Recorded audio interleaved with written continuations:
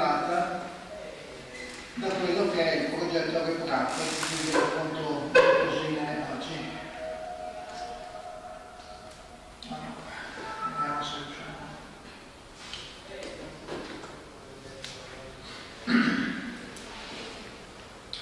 Intanto vi chiedo la cortesia di scusarmi se sarò molto superficiale in alcune descrizioni e poco accademico, anche perché credo che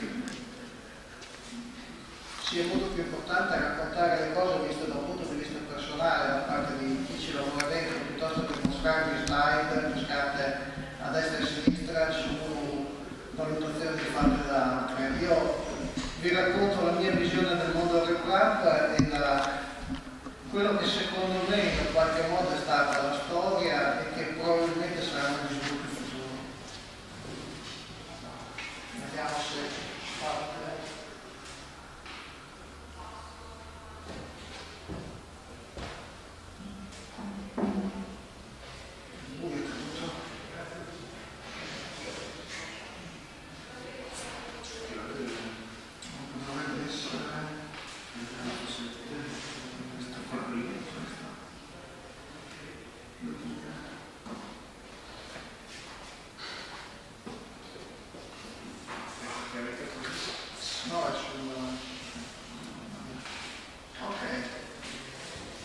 Bene, il progetto REPRAP è nato 10 anni fa, credo che a distanza di 10 anni, in realtà è nato 10 anni fa, nel 2005, in realtà è diventato qualcosa di esistente, di diffuso da meno, veramente diffuso da meno di 3 anni, ha avuto tutto un periodo di incubazione e di ricerca che l'ha portato a crescere fino ad assumere un certo peso.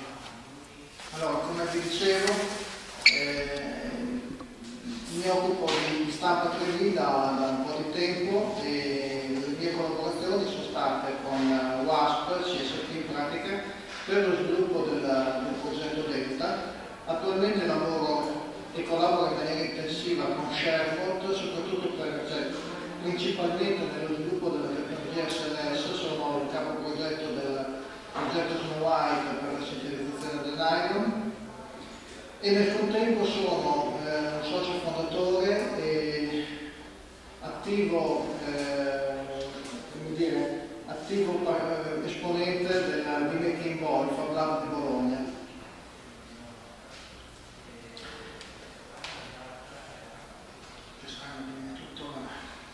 C'è l'immagine ovale, doveva essere tondo ma viene uguale, evidentemente c'è qualcosa nella definizione del monitor. Allora, il progetto REPRAP che cos'è? Il progetto REPRAP è, come qualcuno l'ha definito, un incubo di una notte d'agosto del fondo di gestione di Cocomaro, cioè c'è stato qualcuno che a un certo punto ha detto proviamo a immaginarci una macchina che sia in grado di autoreplicarsi. Questa cosa qui arriva dai romanzi di fantascienza anni 50. C'erano dei romanzi di fantascienza apocalittici in cui le macchine cominciavano ad autoreplicarsi e davano il controllo del mondo. La replicator è arrivato dopo. Quindi l'idea era perché non posso fare una macchina che sia in grado di produrre i pezzi di cui essa stessa è composta, in maniera tale da poterne generare un'altra. Questo progetto è nato nel 2005 nell'Università di Bath, dal professor Boyen, che ha incominciato a ipotizzare questa cosa e valutando che lo strumento che in quel momento gli dava la possibilità di percorrere un progetto del genere era la prototipazione rapida di materie plastiche. Esistevano già, quando si parla di stampa 3D, non parliamo di una cosa recente di oggi, parliamo di una cosa che viene dagli anni 80, cioè negli anni 80 tutte le tecnologie che si stanno usando oggi sono state sviluppate con un momento lì, quindi l'unica cosa è che i grossi attori che ci hanno lavorato hanno messo in circolazione macchine che avevano un costo esagerato e che hanno mantenuto un costo esagerato fino a che non è arrivato questo progetto. Nella foto che vedete adesso c'è il professor Boyen sulla sulla sinistra con un suo collaboratore, con una macchina con sottoscritto padre e a fianco una macchina con scritto figlio. Per classificare le macchine nel progetto REPRAP hanno immaginato un processo simile all'evoluzione darwiniana, cioè in pratica macchine che si evolvono partendo da un progetto iniziale, che si riproducono e si evolvono in base alle idee dei progettisti. La prima macchina, che è quella che vedete qui, è la macchina che si chiama Darwin. Tutte le macchine nate nel progetto REPRAP originale, quello che commercializza adesso il REPRAP Pro, che è praticamente l'azienda che è alle spalle di questo progetto, hanno nomi o di grandi evoluzionisti o di grandi genetisti. Quindi c'è stata, in questo caso qui, questa macchina che è la Darwin, dalla Darwin, che è quella sulla sinistra, quella sulla destra che è la Mendel, alla Huxley, e l'ultima nata che è la Ormerod, e sono tutte macchine che seguono come nomi questa tradizione. È curioso perché dietro non c'è soltanto la tecnica, c'è proprio tutta un'idea, una narrazione, il voler ricondurre il progetto a qualcosa per l'associazione che ci fa ricordare che anche i progetti, anche la tecnologia si evolve in maniera darwiniana. Queste macchine qui hanno incominciato a essere prodotte da una community che su internet si è scambiata informazioni. Questa community ha incominciato a generare macchine e progetti che, basandosi su questo progetto, si sono differenziati. Nella fotografia a sinistra vedete un ragazzone che oggi ha 28 anni, che si chiama Joseph Prusa. Con il suo nome, in questo momento nel mondo c'è il maggior numero in assoluto di questo tipo di stampanti. Le Prusa, le fantomatiche Prusa, i 2 e i 3, sono quelle più diffuse. Si parla di qualcosa come 50-60 mila macchine all'anno che vengono autocostruite sul progetto di questo ragazzo. Ha qualcosa di fenomenale questo, se pensiamo che dietro c'è la divulgazione delle informazioni fatte tramite appunto forum, community e un piccolo mercato che si è installato di kit che si rifanno a questo progetto che ovviamente non costa niente, per cui io voglio vendere un prodotto su questo progetto, ho tutti i file di disegno, tutti i file relativi al funzionamento della macchina a cui attingere e soprattutto delle grosse community su internet.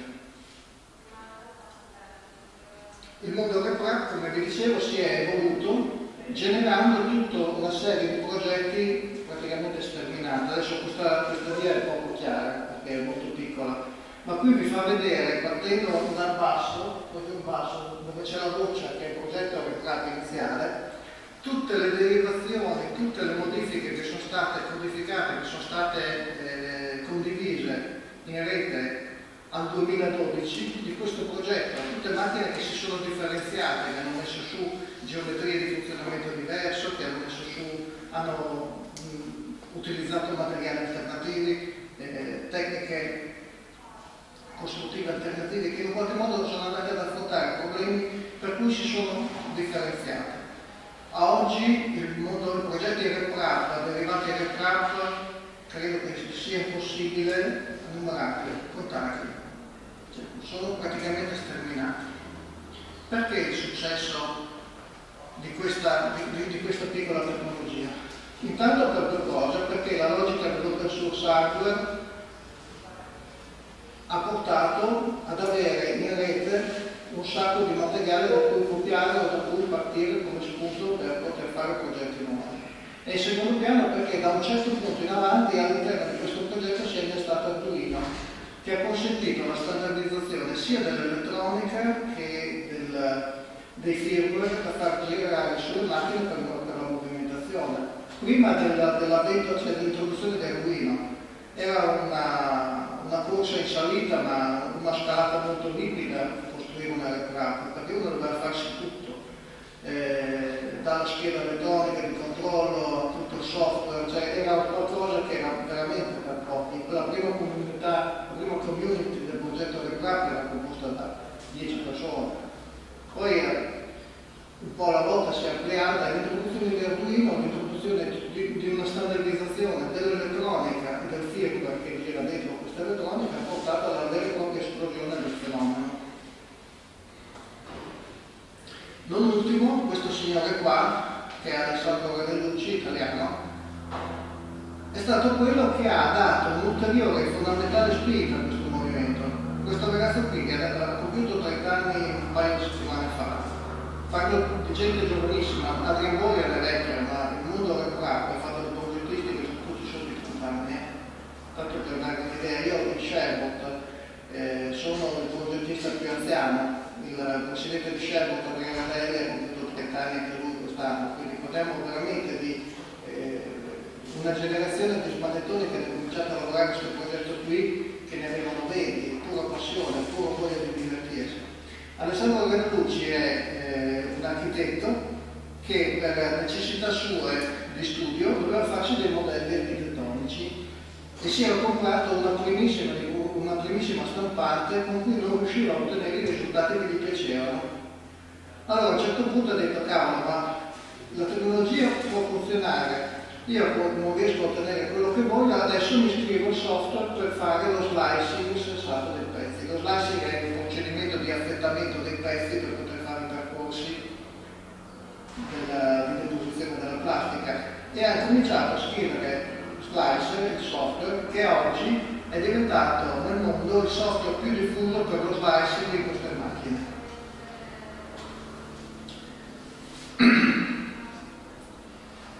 Questa tecnologia qua, nonostante abbia il nome in inglese e abbia diciamo il grosso del forum in lingua inglese, ha un cuore italiano, dobbiamo ricordarcelo questo, perché il vero sviluppo di queste macchine c'è stato perché Arduino è subentrato nell'elettronica autocostruita.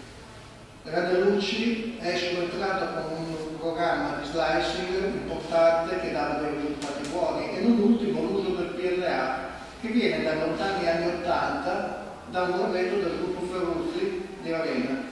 Quindi il cuore di questo progetto è il cuore pulsante italiano, dobbiamo ricordarci, queste cose qui non le ricordo nessuno, però pur essendo nato in Inghilterra, buona base della tecnologia che ci gira dentro è nostra. Dobbiamo ricordarcelo quando facciamo le cose, che forse in giro possiamo andarla a raccontare, siamo capaci di fare certe cose.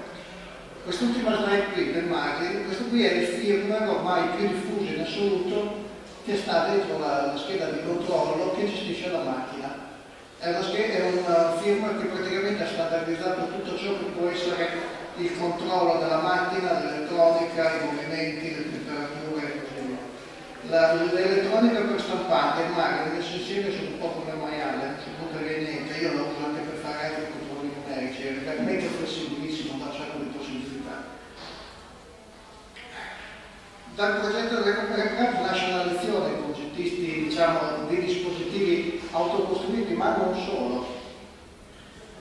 La prima volta che io ho visto una RecoCraft, la prima volta che io ho visto la Mendel, la Darwin, la prima macchina della prima diapositiva, quella specie di cubo fatto con varie flettate e tutto il resto, io mi sono messo, cioè, venendo con esperienza da aziende dell'automazione, dove l'automazione si fa con logica un po' teutonica, della serie costruisco il carro armato perché sono sicuro che vado dappertutto, vedere una macchina costruita in maniera così semplice, con varie filettate, pochi giunti in plastica, mi sono tenuto un po' le braccia, ho detto ma questo è un lavoro dilettante.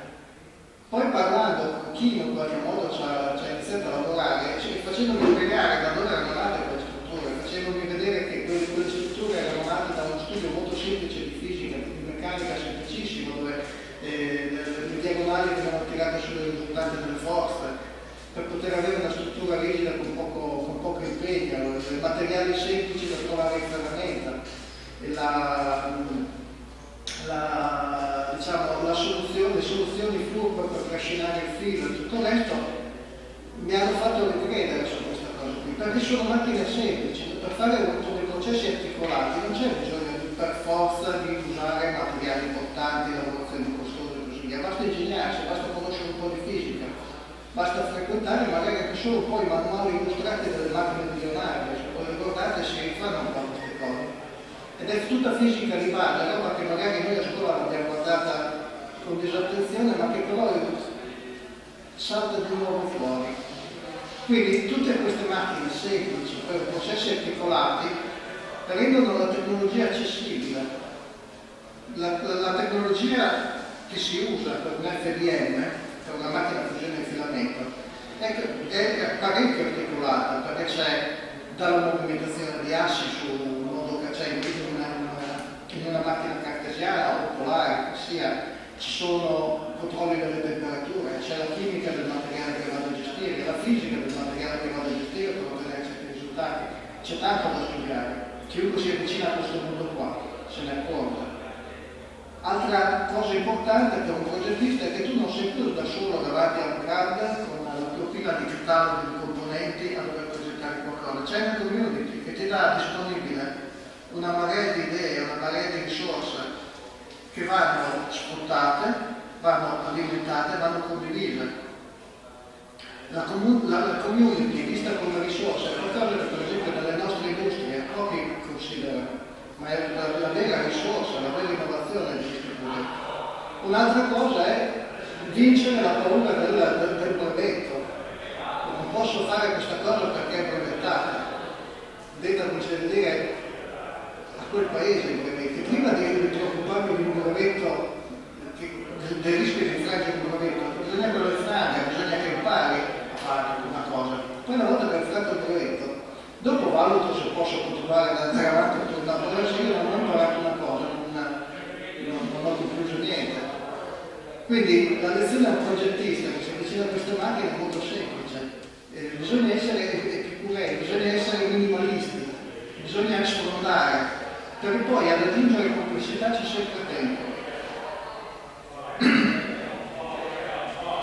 In questo mercato qua le previsioni di crescita sono sempre a doppia cifra e soprattutto adesso questa qui è l'ultima previsione che ci è trovata recentemente, che dice che dal 2014 al 2020 praticamente si triplicherà il mercato, si passerà da 4 miliardi e mezzo di dollari a quasi 18 miliardi di dollari, ed è una previsione che rispetto a quelle che c'erano prima è andata calando, ma è pur sempre una previsione di crescita enorme. Chiaro che pensare che su questa previsione di crescita noi tutti ci troveremo con le case piene di stampanti, non abbiamo capito di che tipo di crescita si tratta. Però questa tecnologia aumenterà le aziende che possono lavorare su questo settore, avranno risorse per farlo. Le parole non sempre le strade giuste. Però un settore in crescita, settore con 2 cifre di crescita in questo momento nel mondo non sono tanti. Forse solo la telefonia, forse solo alcune parti dell'informatica. Che cos'è che ha determinato il fenomeno delle stampanti 3D? Che poteva essere né più né meno come una moda di quelle che ci sono ogni tanto, cioè io nel mio prezzo ho visto mode tipo la moda dell'hi-fi, in cui tutti si facevano l'impianto ad alta fedeltà per la riproduzione della musica in casa, addirittura arrivando ad autocostruirsi la componentistica, o la moda dei radioamatori, o la moda che potrebbe essere quella dei droni e così via. Questa potrebbe essere una moda molto simile a questa. Allora, uno dei fattori determinanti è che si è instaurata negli ultimi anni la cultura dell'open source, che è fondamentale per chi gioca con Linux e chi lavora con Linux lo sa benissimo che l'open source è qualcosa che invece che sbloccare genera business, genera opportunità e soprattutto dà accesso a un sacco di conoscenze che altrimenti non ci sarebbero. Le community online, il fatto che la gente è abituata a consultarsi, a parlare, c'è un grandissimo dibattito online sugli argomenti nelle varie community, oltretutto sulla community caprata è molto grande, quella italiana è probabilmente la più grossa in Europa, come community è vivissima, ci sono fior di progettisti, ci sono fior di troll, mettiamoci anche questi, perché nelle community ci sono anche loro. Ci sono un sacco di progetti abbozzati ma interessantissimi, io attingo tantissimo da queste cose, a volte contatto direttamente chi butta lì certi idee per avere degli scambi di idee.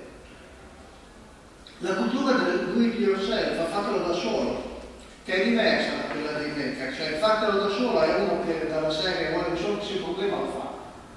E in maniera più o meno ignorante, più o meno veloce, cerca la strada anche attraverso il web di realizzare qualcosa. Ce la fa, ci sono un sacco di attrezzature casalinghe fatte secondo questa tecnica.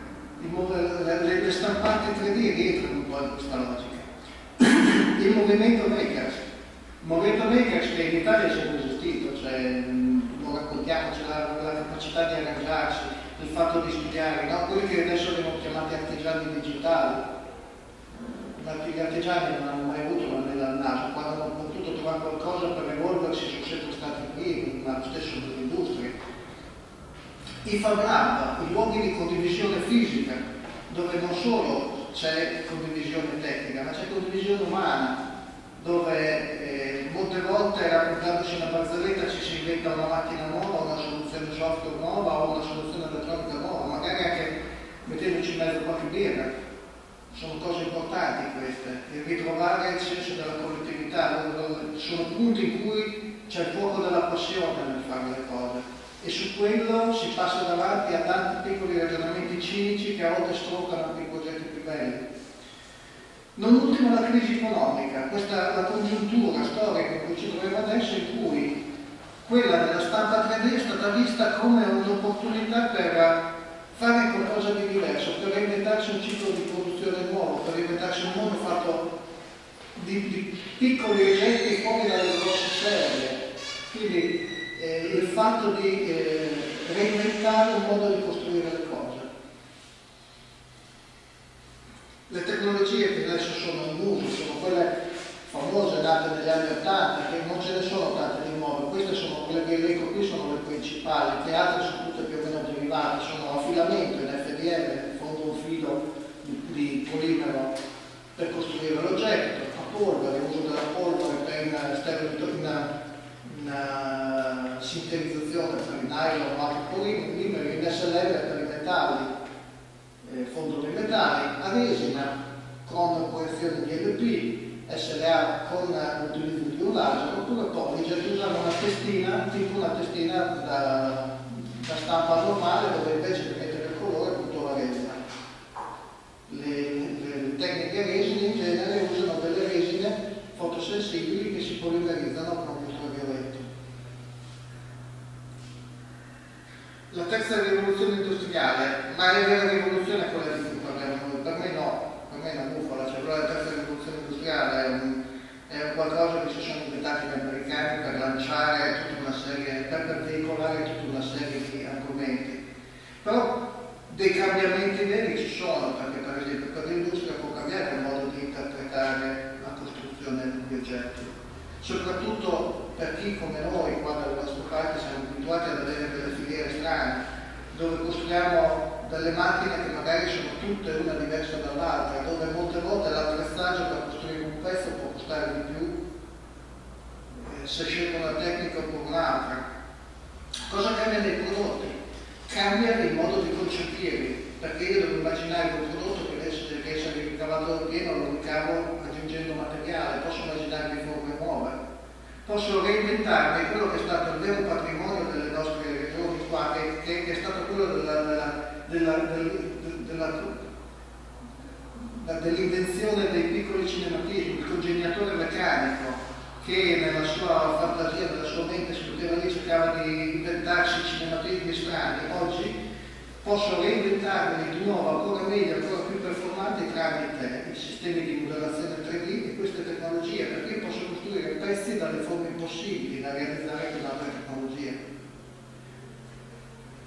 L'idea di uno stampante 3D nel mercato, sì, arriverà, io ne sono convinto di questo, non arriverà nell'immediato perché la tecnologia giusta non c'è.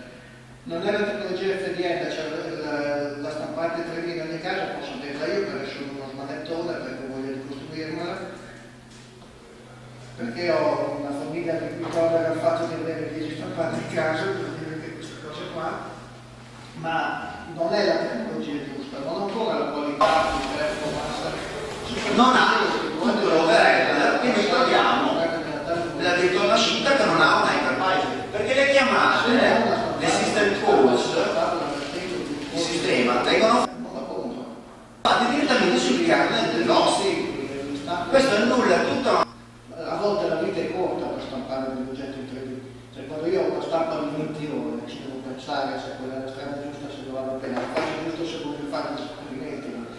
Per portare una stampante in ogni caso ci vogliono altre tecnologie. Probabilmente le tecnologie arriveranno, saranno quasi sicuramente a resina su tecnologia polymer, cioè con cartucce di materiale che mi consentono pulizia della stampa, che mi consentono rapidità nella produzione e soprattutto costanza nell'approvvigionamento delle materie prime. Arriverà poi qualche grossa azienda che si sarà trovata al mercato spianato da tutto questo ribollire di attività nel mondo 3D, che arriverà con una stampante da 200 euro, con le cartucce da 100 euro l'una, che vi consentirà di stampare degli oggetti, magari con densità diverse, con colori diversi e così via. Non lo dico con tristezza, è un'evoluzione, ma arriverà. Un po' come le stampate per carta, ma non adesso, non è immediato. Il mercato non si è ancora sufficientemente espanso per fare in modo che ci sia qualche colosso che investe qualche milione di dollari in un progetto del genere. La vera rivoluzione in tutto questo è nei materiali e nel modo di concepire gli oggetti. Il mondo dei materiali, la tecnologia dei materiali è qualcosa di incredibile. Noi abbiamo un controllo sulla materia dal punto di vista scientifico, chimico, fisico, incredibile. Noi abbiamo multinazionali che possono tirare fuori materiali di tutti i generi, di tutti i tipi, basta che ci sia un mercato. Il giorno in cui arriverà la tecnologia giusta avremo i materiali giusti e viceversa. E il modo di concepire gli oggetti, quello che vi dicevo prima, posso fare oggetti che altrimenti